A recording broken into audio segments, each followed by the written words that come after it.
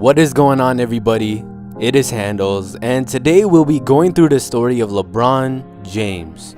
I haven't done a come up story in a while, and I thought who's better to do than LeBron James, who is arguably the greatest basketball player of all time.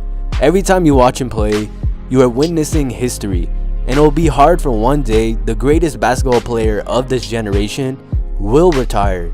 It's hard to think of a league without LeBron James being at the top, and that's why he's the greatest. But LeBron wasn't always the greatest. He actually had a very tough time rising to the top. Even when he was in the NBA, it wasn't so easy. But as always, I always give two shoutouts to my Instagram followers. So shout out to Aaron Leasy and John K. Dugan. You guys show me a tons of support and it really means a lot. And remember, if you want a shout out, all you gotta do is follow me on Instagram. But anyways guys, this is the amazing story of LeBron James. LeBron was born on December 30th, 1984 in Akron, Ohio. His mother, Gloria James, was only ready to raise a baby. As for LeBron James' biological father, there is this huge conspiracy behind it. There is Roland Bivens, who looks exactly like LeBron and went to the same high school as Gloria, and Anthony McKellen, who Gloria has said to be LeBron's father, but there is no picture evidence of him. Then there's people who think Roland Bivens and Anthony McKellen are the same people, but whoever his father is, we'll never know. All we know that he is an ex-con and wanted nothing to do with Gloria and LeBron. As for LeBron's opinion on his father, he said that his only father figure is his mom, and that's all he needs. But life was really a struggle for LeBron and his mother. Gloria was bouncing from job to job and apartments to friends' apartments. She even had to deal with the passing of her own mother.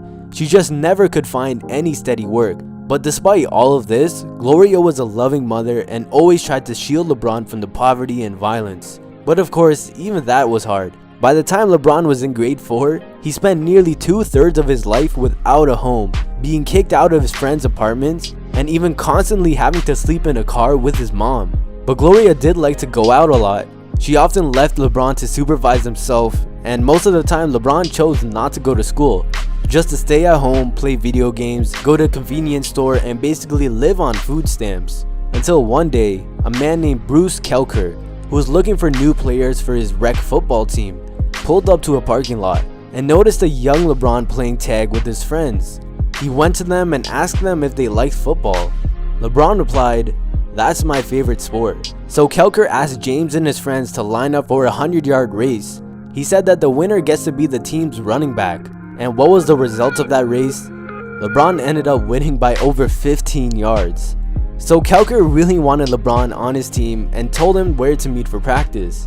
As he was saying that, his mother stopped Kelker and told him that she couldn't afford any of the equipment or take him to the practices. And Kelker replied with that he'll take care of everything and even pick up LeBron for practices and games. Now that's just crazy. For someone to notice LeBron's insane talent at such a young age and willing to do anything just for him to be on his team is just crazy. So after a few months of constantly picking up LeBron, Kelker got tired of finding out time and time again that they have moved once again. So he offered for them to live with him and his girlfriend, and they both agreed. So Gloria and LeBron moved in with Kelker. As time moved forward, LeBron was clearly the best player on the field at all times. LeBron scored 19 touchdowns in only 6 games in his first year of Pee Wee football. And it wasn't long until other parents were demanding to see LeBron's birth certificate because he was taller, stronger, and much faster than everyone. But James was shy at the time. He was just so embarrassed about his home life that he would have a lot of trouble even making friends. So when he found out when the parents were complaining about him, he would always duck his head down and bend his knees so no one would notice how tall he was. Kelker then told him to stand tall and be proud, and that really gave LeBron some motivation. So after another few months, Kelker's girlfriend grew tired of having 4 people live in their apartment, so James and Gloria were forced to move out and live on their own once again. So a few months passed by and LeBron had basically dropped out of 4th grade.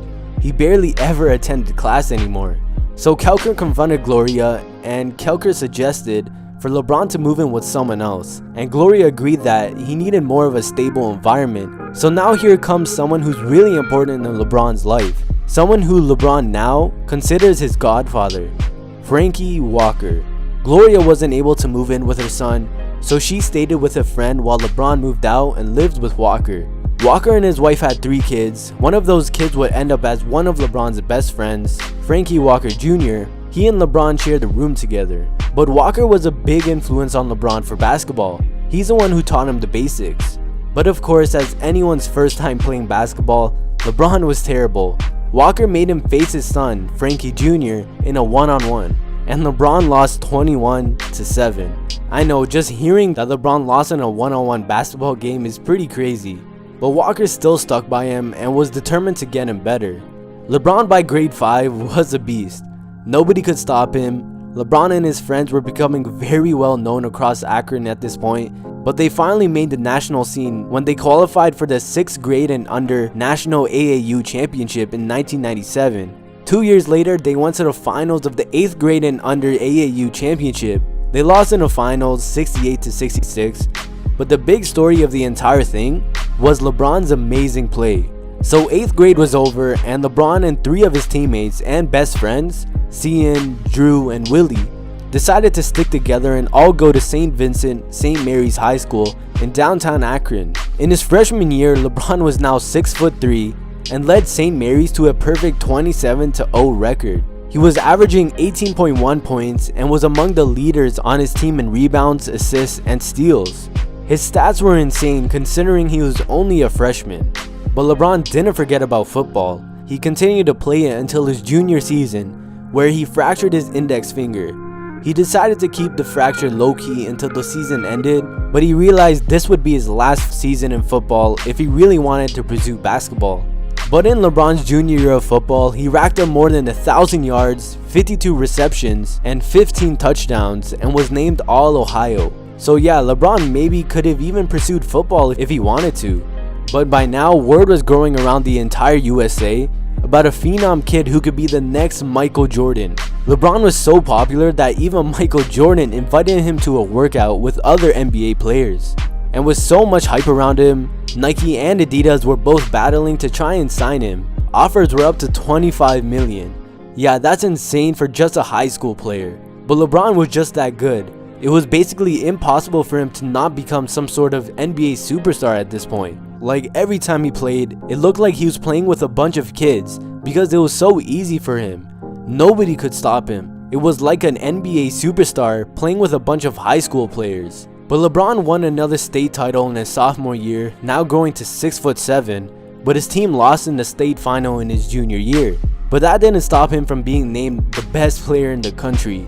And by the end of his senior year, LeBron won his 3rd state title and finished the season averaging 30.4 points, 9.7 rebounds, and 4.9 assists. LeBron was at the peak. He was on the cover of Sports Illustrated and on ESPN. Everyone knew his name. He would always draw in crowds of more than 15,000. NBA players like Allen Iverson would attend his games. ESPN also always had all of his home games on pay-per-view. He was just that popular.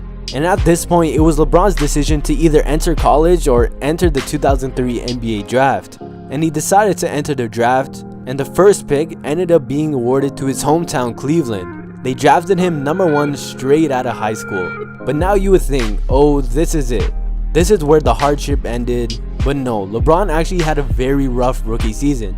By rough, I don't mean stats. I mean his teammates didn't exactly like him very much. They didn't believe in the hype about LeBron. His teammates, and most notably Carlos Boozer, always said there were better players at LeBron's position on the team already. Now that does sound pretty crazy now, but his teammates legit thought that. It's even said that during team practices, LeBron would be shooting free throws all alone and never with any teammates. So yeah, his teammates didn't really like him very much.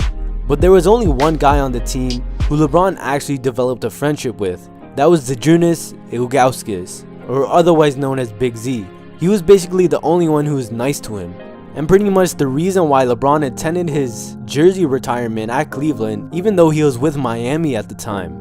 So as years went by and many failed attempts at bringing a championship home to Cleveland, but still dominating the NBA and clearly the best player even though he wasn't awarded the MVP every season, LeBron made his big decision by announcing to the world with the Miami Heat in 2010. This is basically where LeBron became the villain of the NBA, kinda like what Kevin Durant is now. But LeBron did end up winning 2 championships in Miami and said some pretty inspirational words after he won them. I'm LeBron James from Akron, Ohio, from the inner city. I'm not even supposed to be here. That's enough. Every night I walk into the locker room, I see a number 6 with James on the back. I'm blessed. So what everybody say about me off the court, don't matter. I ain't got no words. Then finally in 2014, he made his big return to Cleveland, promising everyone he would bring a championship to them. After one failed season, losing to the Warriors in the NBA Finals, the very next, he fulfilled his promise to bring a championship to Cleveland by amazingly coming back from a 3-1 deficit in the finals to the 73-9 Warriors. That is a huge accomplishment. Nobody thought LeBron was going to win that series. The Warriors were heavily favored, but that accomplishment just adds to LeBron's insane career. LeBron now is coming into his 15th season in the NBA and is still widely agreed as the best player in the NBA right now. The Cavaliers added a bunch of pieces this season and are hoping they can somehow beat the Warriors. But anyways guys, that's the story of LeBron James. He really is a player that could win MVP every season, but doesn't because it will get boring for one person to constantly win it. But he really did grow up having it really hard. I'm just glad he did what his father couldn't and be a great dad to his own kids. But anyways guys, that's the video for today. I hope you all enjoyed it. Subscribe to the channel, follow me on Instagram and all that good stuff. And as always, till next time, I'm Handles.